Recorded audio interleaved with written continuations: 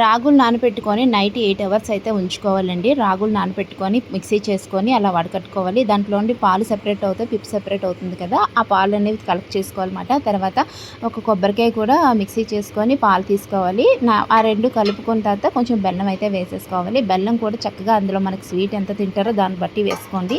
నేను స్వీట్ ఎంత తింటానో దాన్ని బట్టి వేసుకున్నాను. ఇంత క్వాంటిటీ అని వేసుకోలేదు. తర్వాత కళాయి పెట్టుకొని ఒక ప్యాన్ పెట్టేసుకున్న తర్వాత స్టవ్ మీద అలా అందులో వేసేసుకొని దగ్గరగా తిప్పుతూ ఉండాలి. తిప్పుతూ ఉంటే మనకి ఆ హల్వా లాగా వచ్చేస్తుంది అనమాట. మనకు తెలిసిపోతుంది ప్యాన్ నుండి సెపరేట్ అయిపోతుంది హల్వా.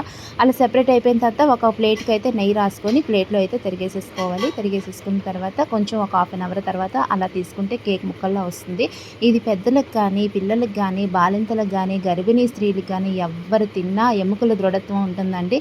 ఇది నేను నెలలో ఒక 2 టైమ్స్ అన్నా చేసి పిల్లలకి అయితే పెడతాను. నేను ఎప్పుడు షేర్ చేయలేదు, అందుకని ఈసారి మీతో షేర్ చేసుకుందామని వీడియో అయితే తీశాను. చాలా మంచి హెల్తీ రెసిపీ అండి.